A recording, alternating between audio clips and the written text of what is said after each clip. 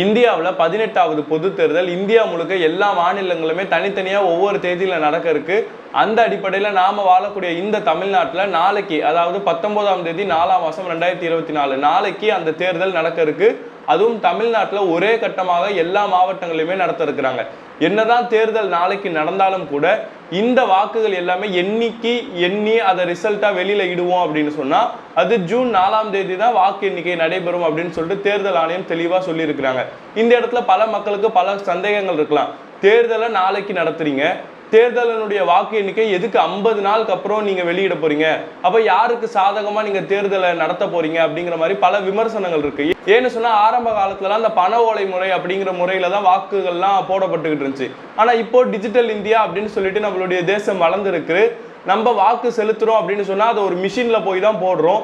அப்போ வாக்கு செலுத்தி வாக்கு எண்ணிக்கை முடிஞ்சதுக்கு அப்புறம் 1 மணி நேரத்திலே யார் வெற்றியாளர் அப்படிங்கிற அறிவிக்கக்கூடிய அளவுக்கு வாக்கு எண்ணிக்கையில ஈஸியா டோட்டல் ஓட்டு எவ்வளவு வந்திருக்கு அப்படிங்கிறத ஒரு மிஷின் மூலியமாவே ஈஸியா தெரிஞ்சுக்கிட்டு இவர் தான் ஜெயிச்சிருக்கிறாரு, இவர் இவ்வளவுதான் ஓட்டு வாங்கி இருக்கிறாரு அப்படின்னு சொல்லிட்டு தேர்தல் நடத்தி முடிச்ச 1 மணி நேரத்துல ரிசல்ட் அறிவிக்கக்கூடிய அளவுக்கு தொழில்நுட்பம் வளர்ந்திருந்தாலும் எதுக்கு 50 நாள் நீங்க தாமதப்படுத்துறீங்க அப்படின்னு சொல்லிட்டு பல விமர்சனங்கள் அதுல இருக்கு. அது ஒரு பக்கம் இருக்கட்டும். இதுல நமக்கு என்ன பிரச்சனை, இதுல நம்ம என்ன விஷயத்தை பத்தி பேச போறோம் அப்படின்னு சொன்னா, தேர்தல் நியாயமான முறையில் நடக்கணும் அப்படிங்கிறதுக்காக அரசியல்வாதிகள் அவங்களுடைய வாக்காளர்களுக்கு பணத்தை கொடுத்து அவங்களுடைய வாக்குகளை வாங்கிடக்கூடாது அப்படிங்கிறதுக்காக தேர்தல் நடக்கிற நாள் அன்னைக்கு யாருமே பணம் கொண்டு போக கூடாது அப்படின்னு சொல்லிட்டு ஒரு அறிவிப்பை வெளியிட்டு இருக்காங்க. அதாவது தேர்தல் நாளைக்கு நடக்க இருக்கு அப்படின்னு சொன்னா இத்தனை நாட்களாகவே இந்த ஒரு விதி அமல்ல இருந்தது எல்லா நபர்களுக்குமே தெரியும்.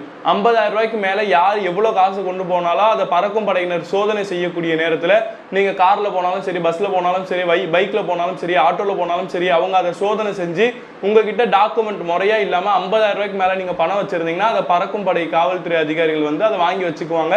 உங்ககிட்ட லீகலான டாக்குமெண்ட்ஸ் எதுவுமே இல்லை அப்படின்னு சொன்னா அப்ப இந்த ஒரு விஷயம் சரியானதா அப்படின்னு சொன்னா முழுக்க முழுக்க சரியானதுதான். ஒரு பக்கத்துல பார்த்தா இது சரியானது மாதிரி இருக்கும், இன்னொரு பக்கம் இதுல சில குழப்பங்கள் இருக்கும். அது என்ன அப்படிங்கறத நம்ம அடுத்து சொல்றோம்.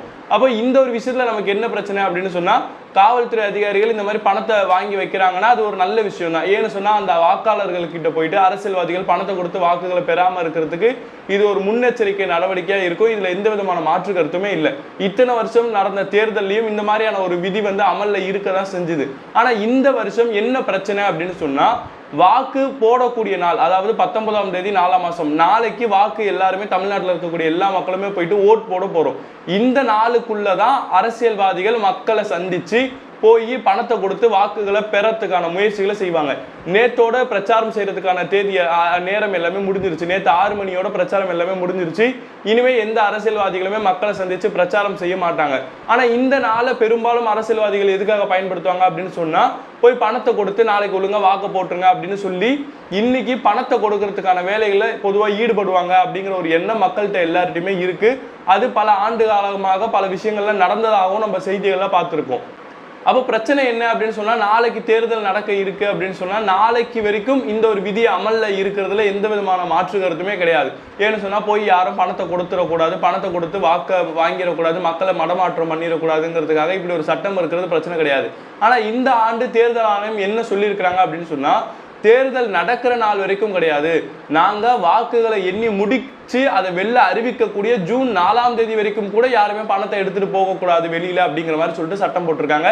இந்த ஒரு சட்டத்துலதான் பல பிரச்சனைகளும் பல விமர்சனங்களும் இருக்கு. ஏன்னு சொன்னா, ஒருத்தங்க 50,000 ரூபாய்க்கு மேல எடுத்துட்டு போகக்கூடாது அப்படிங்கிற ஒரு சட்டம் வரும்பொழுது வெறுமனே அரசியல்வாதிகள் யாரு குற்றம் செய்வாங்களோ அவங்க மட்டும் இதுல பாதிக்கப்படுறாங்களா அப்படின்னு சொன்னா, பல பொதுமக்கள் பாதிக்கப்படுறதை பார்க்குறோம். விவசாயிகள் விவசாய நிலத்துக்காக அவங்களுடைய பயிர் வாங்குறதுக்காக 50,000 ரூபாய்க்கு மேலே 1 லட்ச ரூபா 1.5 லட்ச ரூபா கொண்டுட்டு போறாங்களா, அவங்க அந்த இடத்துல மாட்டிக்கிறாங்க.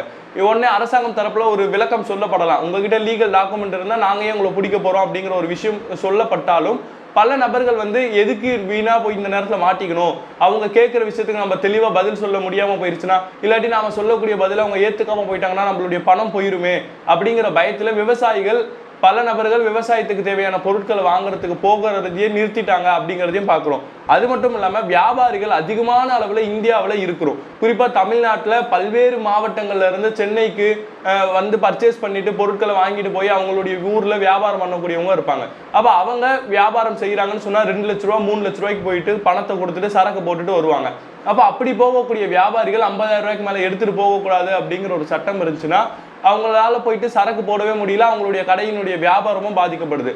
அது மட்டும் இல்லாம பல நாட்களா செய்திகளை பார்த்துருப்போம், சும்மா ரோட்ல போயிட்டு இருந்தாங்க, அவங்க வீட்டுக்கு மருத்துவத்துக்குன்னு வச்சிருந்த செலவு, இல்லாட்டி கல்லூரிக்குன்னு வச்சிருந்த செலவு, இல்லாட்டி வெளிநாட்டுல இருந்து வந்திருப்பாங்க, வெளிநாட்டுல சம்பாதிச்ச காசை இந்தியாவில் மாற்றும் போது அதனுடைய பொருளாதாரம் அப்படிங்கிறது மாறும். உதாரணத்துக்கு அமெரிக்கால இருந்து ஒருத்தர் சம்பாதிச்சுட்டு வர்றாருன்னா அமெரிக்காவில் அவர் ₹1 சம்பாதிச்சுட்டு வந்தா இந்தியாவில் 80 ரூபான்ற மதிப்புல இருக்கும். அப்போ அமெரிக்காவில் அவர் 1 லட்ச ரூபா சம்பாதிச்சுட்டு வந்தா இந்தியாவில் பல லட்ச ரூபாவா மாறிடும். அப்போ நான் அமெரிக்கால இருந்து வந்திருக்கேங்க, என் ஊருக்கு போயிட்டு இருக்கேங்க, அங்க நான் சம்பாதிச்ச பணத்தை இந்தியா மதிப்பா மாற்றும் போது அது லட்சக்கணக்கில் மாறிடுச்சுங்க, இந்த பணத்தை நான் எடுத்துட்டு போகும்போது 50,000 ரூபாய்க்கு மேலே இருக்குன்னு சொல்லிட்டு நீங்க என்ன பிடிக்கிறீங்களே அப்படின்னு சொல்லிட்டு வெளிநாட்டுல இருந்து வரவங்க, வியாபாரிகள், விவசாயிகள் சொல்லிட்டு பலதரப்பு மக்கள் இந்த விஷயங்கள்னால பாதிக்கப்பட்டு தான் இருக்காங்க.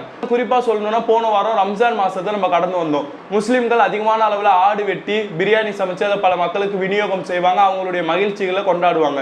அப்போ போன ஆண்டு அதுக்கு முந்தைய ஆண்டெல்லாம் ரம்ஜான் அன்னைக்கு ஆடு விற்பனை எவ்வளவு ஆச்சு அப்படின்னு சொன்னா 2 கோடி ரூபாய் விற்பனை ஆச்சு, 3 கோடி ரூபாய்க்கு ஆடு விற்பனை ஆச்சு அப்படிங்கிற மாதிரியான செய்திகள் எல்லாம் பார்த்தோம். ஆனா இந்த ஆண்டு எடுத்துக்கிட்டோம்னு சொன்னா சில லட்சக்கணக்கான வியாபாரம் மட்டும் தான் எங்களுக்கு ஆச்சு, கோடியை நாங்க பெரிய அளவுல தொடவே இல்லை அப்படின்னு சொல்றாங்க. அப்ப ஏன் தொடலைன்னு சொன்னா ஒருத்தர் 3 ஆடை வாங்க போறாருன்னா அவர் கையில 70,000 ரூபாய் எடுத்துட்டு போகணும்.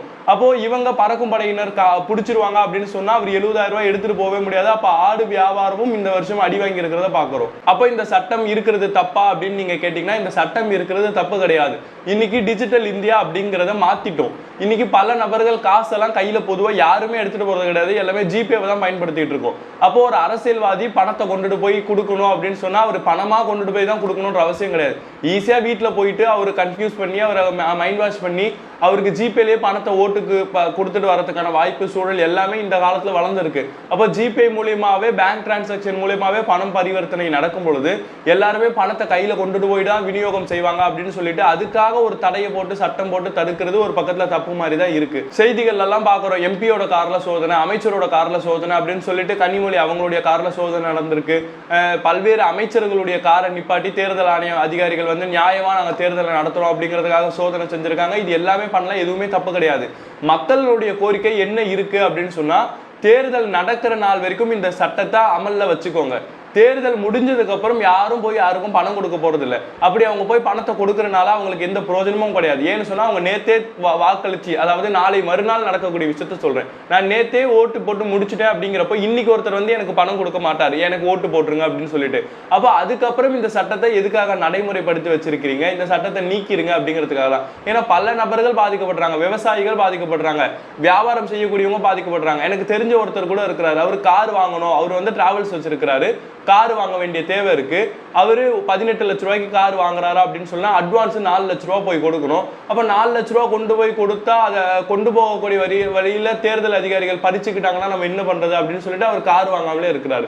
இன்னொருத்தர் ஒரு கட்டில் ஒன்று ஆர்டர் பண்ணியிருக்காருன்னு வச்சுக்கோங்க, அவருக்கு கட்டில் வந்துருச்சு, கட்டில் மேலே போடுற அந்த மெத்தை போடுவோம்ல, அந்த பெட்டு போடுவோம்ல, அந்த பெட்டை அவருக்கு டெலிவரி ஆகலை. ஏங்க டெலிவரி ஆகலை அப்படின்னு ஃபோன் அடிச்சு கேட்டா, இல்லை நாங்கள் பெட்டை கொண்டு வந்தால் பெட்டை கிழிச்சு தேர்தல் அதிகாரிகள் சோதனை செய்வாங்க, அதனால உங்களுக்கு நாங்கள் பெட்டை தராமல் இருக்கோம் அப்படின்னு சொல்லிட்டு வெறும் கட்டில் மட்டும் கொடுத்து வச்சிருக்காங்க. அப்போ இந்த மாதிரி பல்வேறு விஷயங்கள் ஒரு பக்கம் நகைச்சுவையாவோ ஒரு பக்கம் சீரியஸான இஷ்யூக்கள்லாம் நடந்துக்கிட்டு தான் இருக்கு.